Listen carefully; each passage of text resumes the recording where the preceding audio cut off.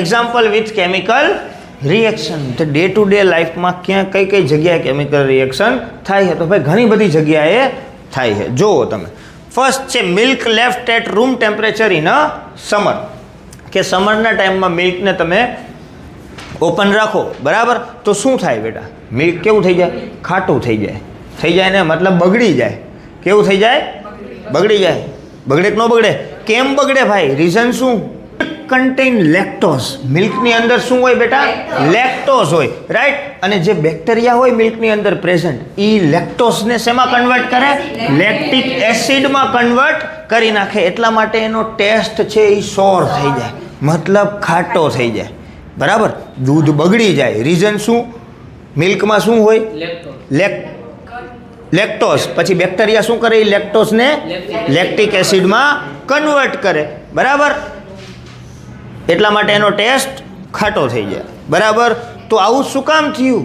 કેમ કે એની વચ્ચે કેમિકલ રિએક્શન થયું. કોની વચ્ચે કેમિકલ રિએક્શન થયું ભાઈ? તો તમારી પાસે હતું ભાઈ, આવી રહ્યું જો, C12H22O11. આ શું છે ભાઈ? તો આ લેક્ટોઝનું ફોર્મ્યુલા છે. શું છે? લેક્ટોઝ, બરાબર, જે મિલ્કની અંદર પ્રેઝન્ટ હોય, બરાબર.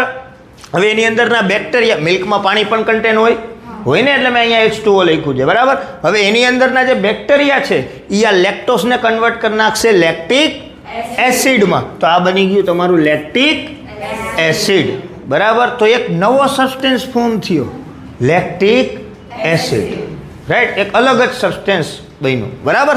બીજી વસ્તુ જો આયરન, રાઈટ. આયરનને ઝંક લાગી જાય ને, ઝંક મતલબ રસ્ટ થઈ જાય. તો આયરનનું કેમિકલ નામ શું છે બેટા? Fe, right. હવે જ્યારે આયરન ઓક્સિજનના કોન્ટેક્ટમાં આવે, કેના કોન્ટેક્ટમાં? હવામાં શું હોય? ઓક્સિજન. જ્યારે વરસાદ આવે ત્યારે શું આવે ભાઈ? પાણી આવે, મોઇશ્ચર, હવામાં નમી હોય, બરાબર, પાણી હોય ને. તો જ્યારે આયરન પાણી અને ઓક્સિજન બંનેના કોન્ટેક્ટમાં આવે, રાઈટ, ત્યારે આયરનની ઉપર એક પડ લાગી જાય, એને કહેવાય આયરન ઓક્સાઇડ. શું કહેવાય? આયરન ઓક્સાઇડ, મતલબ Fe2O3, જે આયરન ઓક્સાઇડનું નામ છે. ડન. Fe2O3. હવે એની અંદર, આયરનની અંદર વોટરના મોલેક્યુલ્સ એ ભેગા હોય ને, રાઈટ. એટલે આ થઈ ગયો તમારો હાઇડ્રેટેડ આયરન ઓક્સાઇડ. શું બની ગયો? હાઇડ્રેટેડ આયરન ઓક્સાઇડ તો છે જ, પણ ઇન્ક્લુડિંગ વોટર મોલેક્યુલ્સ, બરાબર. સો Fe2O3H2O.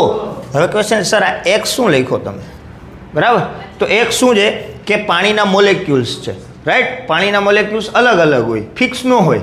અમુક વધારે પાણીએ રસ્ટિંગ થાય, અમુક ઓછા પાણીએ રસ્ટિંગ થાય, એનો ચેન્જ થતું રહે, બરાબર. એટલા માટે મેં X લખ્યો છે. X મતલબ એક નંબર, કે અમુકને ઓછું પાણી જોઈએ તો અહીંયા ઓછો નંબર હોય, જે નંબર અહીંયા હોય એ જ નંબર અહીંયા હોય. ડન, બરાબર. જો ગેટ ફર્મેન્ટેડ, રાઈટ. હવે જે ભાઈ 4 બોટલ વોડકા, કામ મેરા રોજ કા. તો જે ગ્રેપ્સ છે ભાઈ, ગ્રેપ્સમાંથી શું બને? દારૂ, આલ્કોહોલ, રાઈટ. પીએસ ને રુદ્રાક્ષ, મજા આવે ને બેટા? કમ્ફર્ટેબલ? નો સમજાય કહી જાઓ બેટા, રાઈટ. ગ્રેપ્સ છે, ગ્રેપ્સની અંદર સુગર હોય ભાઈ. શું હોય? ગ્લુકોઝ હોય, રાઈટ. ગ્લુકોઝનું કેમિકલ નેમ તમારે યાદ રાખવાનું, C6H12O6, બરાબર. તો હવે ગ્લુકોઝ જે છે એ કન્વર્ટ થશે શેમાં? આલ્કોહોલમાં. સર કોણ કરશે? ઈસ્ટ કરશે. કોણ કરશે ભાઈ?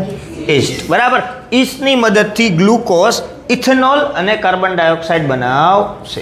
ઇથેનોલ એટલે આલ્કોહોલ, બરાબર. રેડી. તો C6H12O6 એમાંથી બની ગયો આલ્કોહોલ, એટલે એક નવો સબસ્ટેન્સ બન્યું. તો આ ત્રણેય એક્ઝામ્પલમાં શું થાય છે ભાઈ? એક નવો જ સબસ્ટેન્સ બને. ફૂડ છે, એમાં અંદર ઓક્સિજન ગેસ આવ્યો તો ફૂડ શું થયું? બ્રેકડાઉન થયું, તૂટી ગયું ભાઈ. શું થયું? તૂટી ગયું ને એની અંદરથી એનર્જી રિલીઝ થઈ ને, નવો સબસ્ટેન્સ મળ્યો, એનર્જી મળી ને તમને. એનર્જી ફૂડથી મળે.